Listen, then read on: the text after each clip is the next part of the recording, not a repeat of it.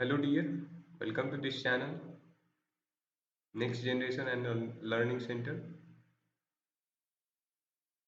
हम लोग आज का जो टॉपिक है सुप्रीम कोर्ट का ऑफिशियल यूट्यूब चैनल आपका हैक हुआ है। तो इस वजह से हम लोग देखेंगे इंडिया के cyber security and their challenges. ये आपको topic UPSC mains GS 2 and GS 3 में आएगा। तो चलिए इस टॉपिक के बारे में डिस्कस करते हैं। सबसे पहले टेबल कंटेंट देखें तो न्यूज आर्टिकल देखेंगे हम लोग। उसके बाद cyber security concern in India के बारे में बात करेंगे। नोटेबल साइबर अटैक्स के बारे में देखेंगे हम लोग। फिर कंपोनेंट्स ऑफ साइबर सिक्योरिटी देखेंगे हम लोग। The need for cyber security हम लोग देखेंगे। उसके बाद हम लोग इंटरनेशनल मैकेनिज्म के बारे में देखेंगे। इंटरनेशनल कौन कौन गवर्निंग बॉडी हैं वो। उसके बाद हम लोग देखेंगे cyber security law in India. India का क्या लॉ है साइबर सिक्योरिटी के लेकर के, ये देखेंगे। चैलेंजेस देखेंगे। उसके बाद देखेंगे कि गवर्नमेंट का इनिशिएटिव क्या क्या है फॉर हैंडलिंग साइबर सिक्योरिटी, ये देखेंगे। फिर हम लोग कंक्लूजन के द्वारा हम लोग वीडियो को एंड करेंगे। चलिए नेक्स्ट हम लोग देखते हैं। ये बेसिकली आपका आर्टिकल जो है सो दी इंडियन एक्सप्रेस आपको कवर किया है। तो सुप्रीम कोर्ट्स का देखिए यूट्यूब चैनल लाइकली हैक्ड, ये आपको सीनियर सुप्रीम कोर्ट ऑफिशियल्स कह रहे हैं, उसके बेसिस पे ये न्यूज़ है। तो cyber security concern in India, तो सबसे पहले देखते हैं साइबर सिक्योरिटी आपको जो है ना इंडिया में बहुत ज़्यादा बढ़ रहा है। ये वर्ल्ड का आपका रैंकिंग सेकंड है हम लोग का साइबर सिक्योरिटी का टारगेटेड अटैक का। ये टारगेटेड अटैक कहाँ कहाँ है? इंडस्ट्रीज आपको लाइक बैंक है, टेलीकॉम सेक्टर है, मैन्युफैक्चरिंग सेक्टर में हो रहा है, हेल्थ केयर पे है एंड रिटेल। आपको रिटेल में हम लोग आ जाएंगे, जो भी मोबाइल यूजर हैं ये सभी लोग जो हैं सो प्रभावित हो रहे हैं, प्रभावित हो सकते हैं या हो रहे हैं। उसके बाद आइए डिफिनीशन एंड स्कोप देखते हैं। तो साइबर सिक्योरिटी है क्या? साइबर सिक्योरिटी आपका बेसिकली है क्या कि protection of information system from unauthorized access, है ना। इसको हमको अनऑथराइज्ड एक्सेस को से बचाना, ठीक। अनऑथराइज्ड एक्सेस से बचाना इंफॉर्मेशन सिस्टम को to not cause damage, misuse and economic espionage ना कर पाए, इसके लिए हम लोग ये जो है सो साइबर सिक्योरिटी एक टर्म आया और इसके अंतर्गत हम लोग ये सारी चीज़ें को देखते हैं। उसके बाद हम लोग देखेंगे क्रिटिकल इंफॉर्मेशन इंफ्रास्ट्रक्चर, ये होता क्या है? ये आपका है क्या कि ये कंप्यूटर रिसोर्सेस जो आपको इसेंशियल है नेशनल सिक्योरिटी के लिए, इकोनॉमी के लिए और पब्लिक हेल्थ के लिए एंड देयर सेफ्टी के लिए, ठीक है। ये आपका होता है क्रिटिकल इंफॉर्मेशन इंफ्रास्ट्रक्चर के अंतर्गत ये सारी चीज़ें आता है, जो आपको डिफाइन करता है आरटीआई आईटी एक्ट ऑफ 2000, ठीक।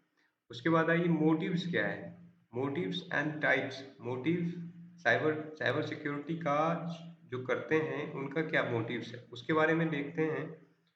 तो उनका जो मोटिव्स रहता है बेसिकली आपका कॉमर्शियल गेन, यानी मान लीजिए पैसा वगैरह का रिश्वत मांगता है आपको, है ना। उसके बाद आपको जो है सो पॉलिटिकल एजेंडाज रहता है, ये चीज़ें भी हैं। उसके बाद देखें टाइप्स ऑफ अटैक का, तो ये मालवेयर है। उसके बाद फिशिंग है, डिनाइबल ऑफ सर्विस अटैक्स है। उसके बाद man in the middle attacks है, एसक्यूएल इंजेक्शंस है।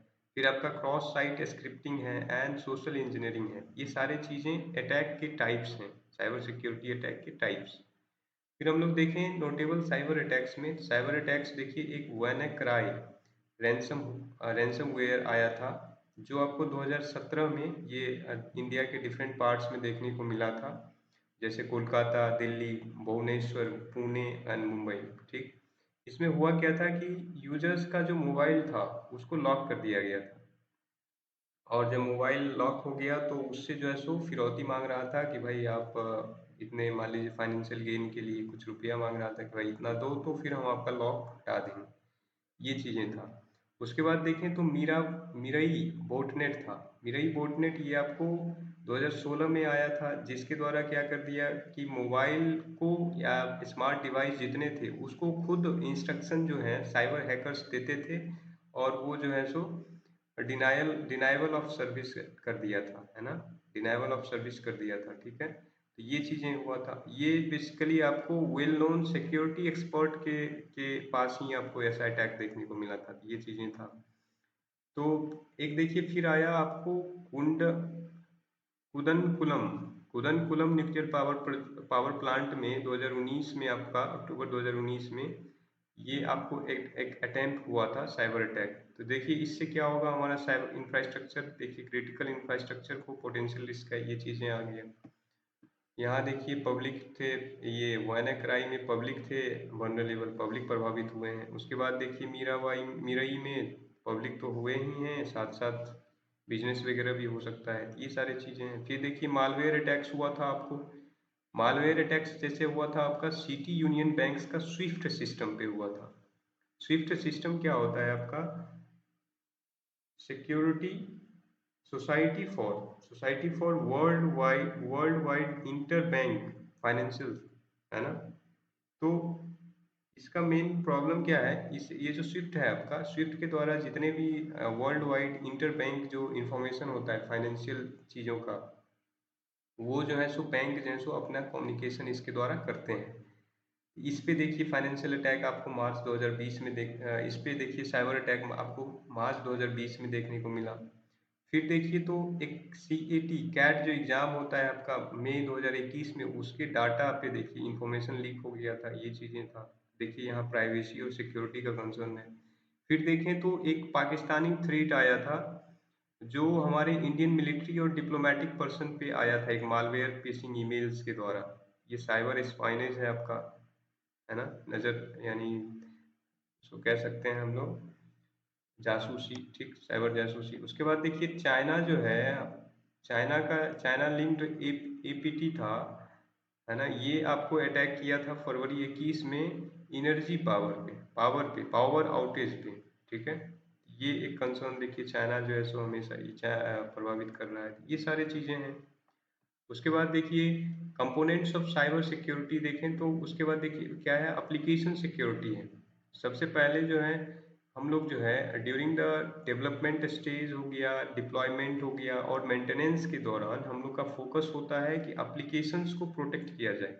ये एप्लीकेशन सिक्योरिटी के अंतर्गत हम लोग देखते हैं, ठीक। उसके बाद देखिए इंफॉर्मेशन सिक्योरिटी में हम लोग क्या करते हैं, इंफॉर्मेशन जितने भी होते हैं, आइडेंटिटी को हम लोग प्रोटेक्ट करते हैं, प्राइवेसी को हम लोग प्रोटेक्ट करते हैं, ठीक है। इसको कैसे करते हैं, तो कंट्रोल करते हैं हम लोग, एक्सेस कंट्रोल करते हैं, इंक्रिप्शंस के द्वारा करते हैं, डाटा लॉस प्रिवेंशन करके द्वारा हम लोग करते हैं, ये सारी चीज़ें इंफॉर्मेशन सिक्योरिटी। उसके बाद देखिए नेटवर्क सिक्योरिटी अगर करते हैं तो ये इसके द्वारा हम लोग करते हैं एक्टिविटीज टू प्रोटेक्ट यूजेबिलिटी हम लोग करते हैं, reliability, integrity and safety of network. जो भी हम लोग जैसे मान लीजिए वाईफाई या आपका या गूगल पे हम लोग जो सर्च इंजन कर रहे हैं, ये सारी चीज़ें आपका नेटवर्क सिक्योरिटी के अंतर्गत आएगा। इसमें देखिए फायरवॉल्स हो गया, इंट्रूजन डिटेक्शन सिस्टम का यूज करते हैं हम लोग, नेटवर्क सेगमेंटेशन कर देते हैं।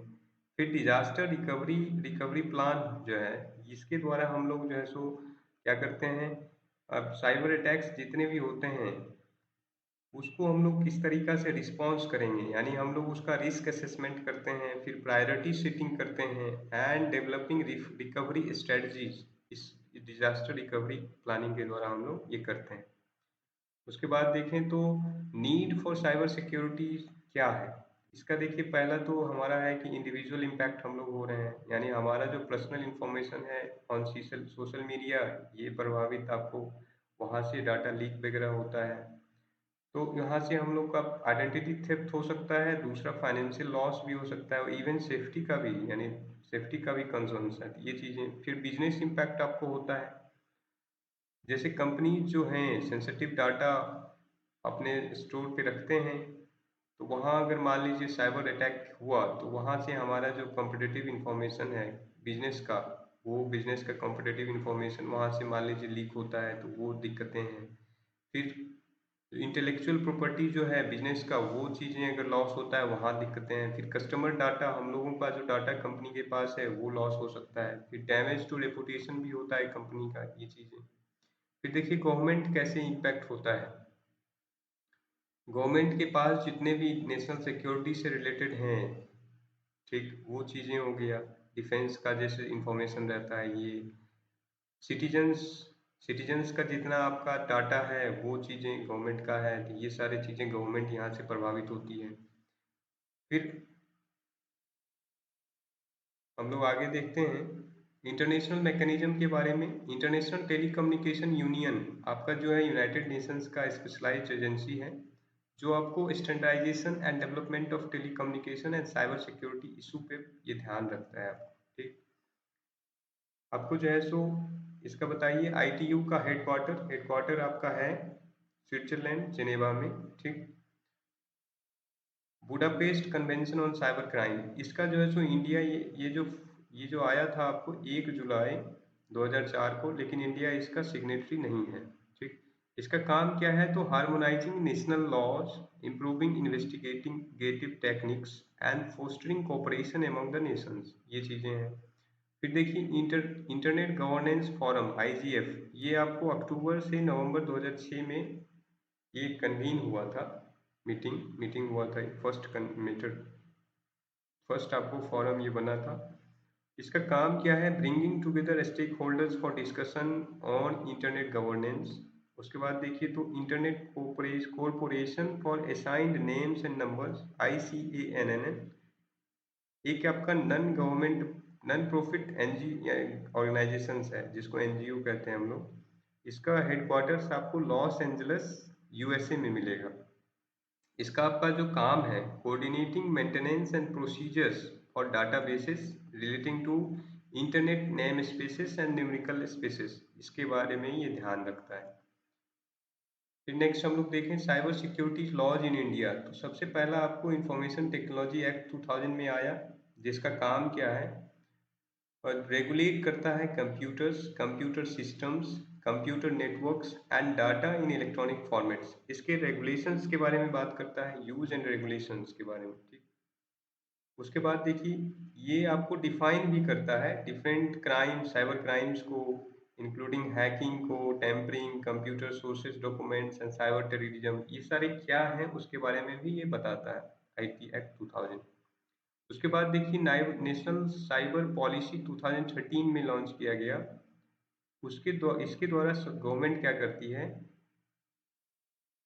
स्ट्रेटजीज को आउटलाइन करता है साइबर इकोसिस्टम के लिए, including mechanism for cyber security threats and responses के बारे में बात करता है आपको।